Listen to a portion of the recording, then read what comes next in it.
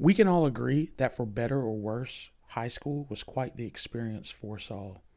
That was no different for Carrie White. The low bird is not picked tenderly out of the dust by its fellows. Rather, it is dispatched quickly and without mercy.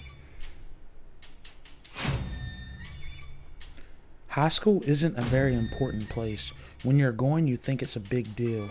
But when it's over, no one really thinks it was great unless they're beard up. Jesus watches from the wall, but his face is cold as stone. And if he loves me as she tells me, why do I feel so all alone? Hello, constant readers. This series will be dedicated to diving deep into Stephen King lore. We will be exploring the Stephen King Multiverse in every facet, chronological order, book by book. And this episode will be Carrie. Alright, guys. So, Carrie was first released April 5th, 1974. It's in fact Stephen King's very first book that he published.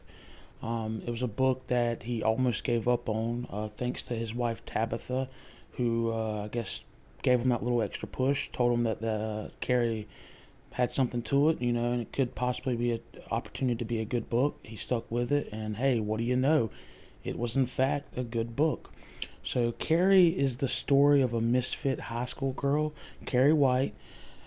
She gradually starts to discover that she has telekinetic powers, and these powers are repressed. So they're kind of like puberty. This book has a lot to do with puberty and coming to age. So as she's growing up, and going through puberty, her powers are also going through puberty. So they're not the best. She can't control them. All right. She has an ultra religious mother who torments her. Puts her through the ringer, and her school peers are not. They're just not great either. She's pretty much the classic person who gets picked on, abused at home, which you see far, far too often.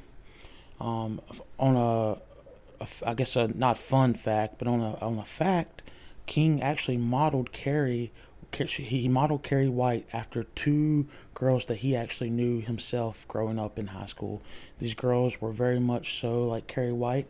He actually states in the interview that he pretty much combined these two girls to create Carrie White. So that's kind of, in a lot of ways she's fictional, but in a lot of ways she's not fictional. She's a real character, and people do go through the things that Carrie White goes through in the book. As a lot of you constant readers probably already know, Stephen King kind of has a knack for weaving his stories together. In fact, most of his stories do connect. They connect with one another. They connect through other stories.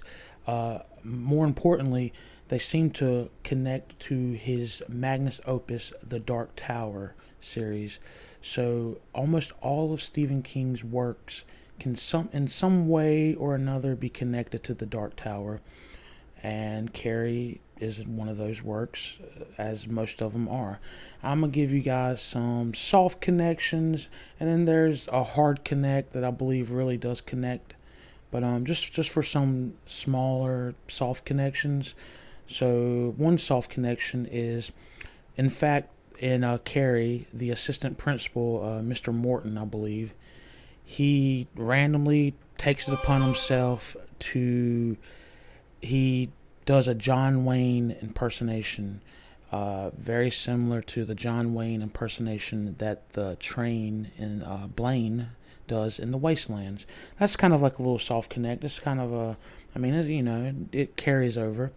All right, there is another scene in Carrie where there is a doorbell which has the tune "Hey Jude," which is the tune that's played on the piano in The Gunslinger. That's also, that's a pretty small. You could have your way with that. And then there is another connection where Susanna, in fact, in Dark Tower, I think book 7, she describes an incident that happened to Carrie. Susanna describes an incident that happened to her in high school, where she started her period and the girls started teasing her and yelling, to plug it up. Now that's a direct reference to Carrie. They yell that to Carrie. All those can be seen as soft connections, nothing really too stern. The one hard connection, I'd have to say, this is going to be when the quartet from the Dark Tower, they enter Blue Heaven. Jake actually makes a comment stating how he can't believe the Breakers would want to break the beam. And he tells a character, Dinky, and Dinky's kind of, he's kind of enraged by this statement. Well, what he says is the hard connect. So Dinky, enraged by the statement, he asks, how would it feel to be the butt of the joke every time, or to always be the Carrie at the prom?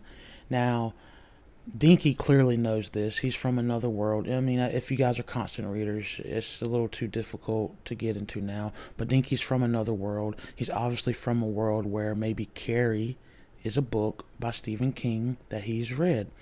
The other characters in the Dark Tower, Eddie, Jake, they don't get this reference. I think Eddie actually asked, like, who the hell's Carrie? Like, I don't know Carrie. In our world, we would understand that reference.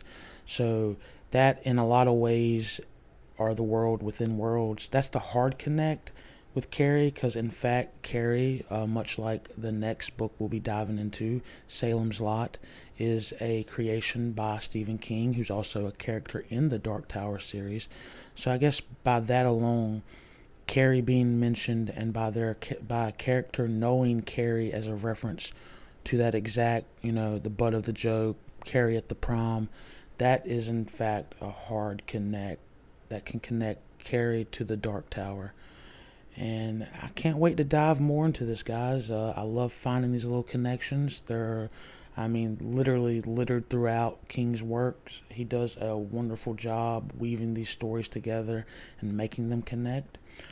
So this episode was Carrie. Next episode, we'll dive deep into Salem's Lot. We'll find out any connections that it has or holds with the Dark Tower. And let me tell you, there are many connections, in fact. Well, guys, if you guys enjoyed this video, I would appreciate a like. Feel free to subscribe. I'm going to try to dig more into Stephen King material. You guys seem to like it. I like it as well, and I can't wait to get to the next video. Thank you so much. Peace.